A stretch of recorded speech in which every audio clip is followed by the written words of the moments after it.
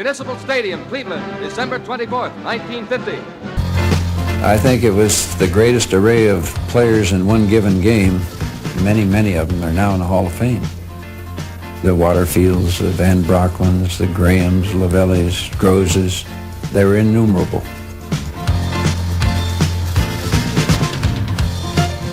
The 1950 NFL championship game between the Los Angeles Rams and the Cleveland Browns featured 11 future Hall of Famers. No other game in history can make that claim. Both teams had sleek offensive attacks that stamped them as pioneers in the pro football world. And yet until 1950, the Browns had not played a game in the National Football League. When their conference merged with the National Football League in 1950, the so-called experts figured the honeymoon was over. But the record books will tell you that the Browns never broke stride. In their first year against the toughest kind of competition, they won their division title and then went on to shade the Los Angeles Rams 30-28 to capture their fifth straight championship in one of the most thrilling playoff games ever seen. In a startling finish, the Browns came from behind to win the contest in the last 20 seconds. When the Los Angeles Rams came back to Municipal Stadium in Cleveland on Christmas Eve, it was their first visit since they had headed west after winning the 1945 Conference Championship. Few members of that 1945 squad remained, but Bob Waterfield, the great quarterback, was still the big star. The game was a brilliant passing duel between Waterfield and Otto Graham. This was football at its thrilling best.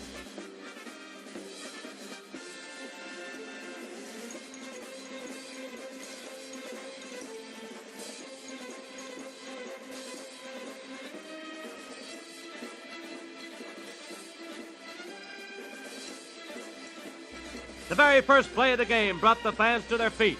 Right after the opening kickoff, the Rams scored a touchdown. Waterfield fired a long pass to Glenn Davis in the first 27 seconds of play, and the former West Point star galloped 45 yards to pay dirt.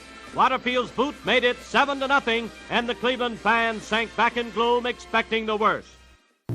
I just outran the linebacker who was trying to cover me. So I was wide open, and Waterfield just lofted the ball to me and accomplished about 80 yards for a touchdown. Good way to start the game. We were very pleased with it because we'd been working on it for 3 or 4 days. The Browns, however, couldn't afford the luxury of worrying. 6 plays after the next kickoff, they had tied the score.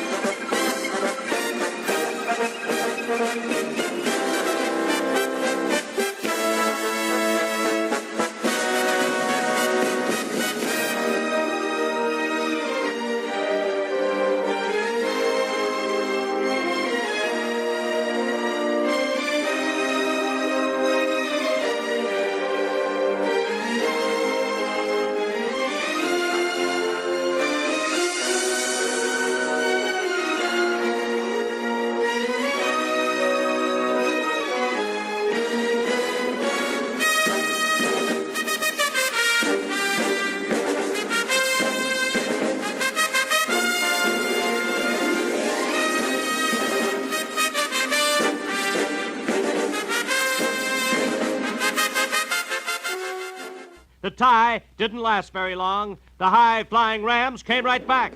An 81-yard drive in 8 plays put them up front 13-7, and another Waterfield conversion made it 14-7.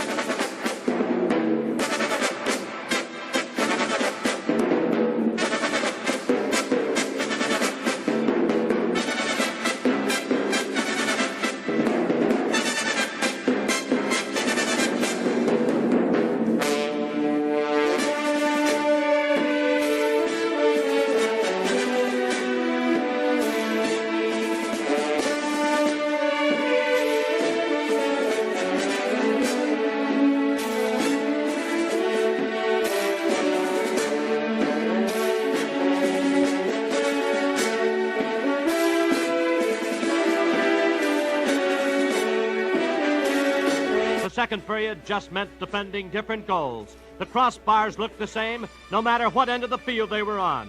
In 8 plays in this period, the Browns rolled off 65 yards for touchdown number 2, with Graham passing to end Dante Lavelli for 35 yards to make it 14-13. Cleveland trailed by 1.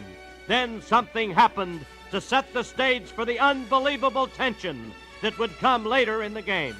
On the conversion attempt, the pass from center was high. Tommy James, who held the ball for Lou Groza, couldn't get it set in time. Thinking quickly, he got to his feet, dashed a few yards to the right, and threw a hurried pass into the end zone to Captain Tony Adamley. It reached his fingertips, but fell off. That miss was a big difference, as the first half ended 14-13. And as the game progressed, it seemed to grow greater and greater. Cleveland barged into a 20-14 lead early in the third quarter, but every new score encouraged the opposition to come right back. And that's just what the Los Angeles Rams did. Waterfield uncorked 3 great passes in succession to place the ball on Cleveland's 17. And from there, Dick Horner carried 7 straight times, finally pulling it over from the 1. The point after touchdown put the Rams in front once again, 21-20. After the kickoff, it looked like the Browns were once more on the march. On their own 20, Marion Motley took a wide pitch out from Graham. He roared around his own left end for 8 yards. Then cornered, he turned and tried to find an opening. He was tackled hard and dropped the ball. A Rams end scooped it up on the run and made for the goal line. He avoided tacklers who had shots at him and just made the touchdown marker, stumbling across for the score. Another kick by Waterfield, and the Rams had a breather, 28-20. But, as I said before, one score brought on another. An intercepted pass on Cleveland's own 35 provided the springboard from which the Browns came right back. Graham completed 5 passes to the glue-fingered Lavelli to move the ball to the Los Angeles 47. It was 4th down and a yard to go for a first down. Graham never hesitated. He took the gamble and carried the ball himself, sneaking through to the 40 while the crowd shouted as though he had tied the score. With 14 yards separating his team from the goal line, Graham passed to Rex Baumgardner in the end zone. It clicked. Peerless Otto had come fighting back. Rosa kicked the extra point, but Cleveland still trailed 28-27. That missed conversion had come back to haunt Paul Brown like a giant white ghost. Municipal Stadium, Cleveland, December 24th, 1950. Rams battle Browns for Pro Football title. We're in the closing minutes of this great ball game between the Los Angeles Rams and the Cleveland Browns at Municipal Stadium in Cleveland. Fans, this has been a bitter, hard-fought struggle down there on that frost-bitten field. The temperature is about 7 above zero. It's clear and very cold, and the Rams lead 28-27 with 2 minutes of playing time remaining in the fourth quarter. Cleveland was on the march a few seconds ago. They were deep in Rams territory, but the ever-reliable Graham fumbled the ball after picking up 7 yards through the line, and Los Angeles recovered on their own 22. This could be the end for the Browns, and a lot of folks think they've had it.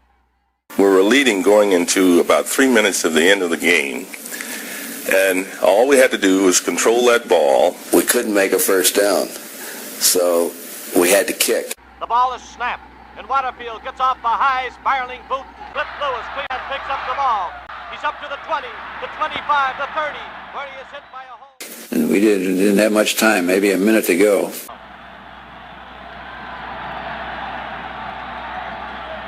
It's 1st and 10 for the Browns on their own 30. Can they do it? Time is running out, and that goal line is 70 yards away.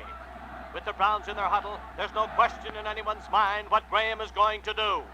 The Browns come out of their huddle with Graham calling signals over the center. A minute and a half left in the game. The ball is taken by Otto, and he fades back to pass. He can't find a receiver.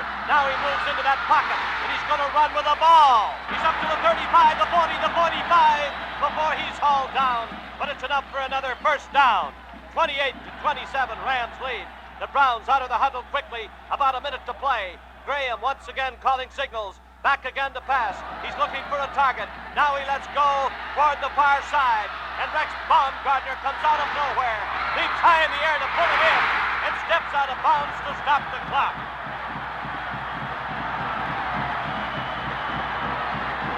Another first down for Cleveland on the Rams' 30-yard line. 50 seconds to go, and the ball is placed 15 yards in from the sidelines. Browns ball, first and 10 to go. Out of their huddle quickly, Graham once again takes the ball and looks for a receiver. He can't find one and throws it off to his left, incomplete. Graham got out of a deep hole several times. He scrambled around. He kept the ball alive. Somehow he made it.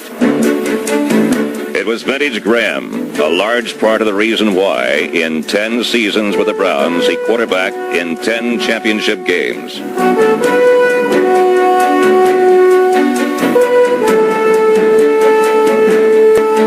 Skillfully, he had the Browns at the 10-yard line with 30 seconds on the clock. For Groza, with his knee resting on the 16-yard marker. The ball is snapped. Groza draws back his foot, boots it. It's up in the air. The referee throws his hand straight up. It's good. Final score, Browns 30, Rams 28, and Cleveland rides to victory on the toe of Lou Groza once again.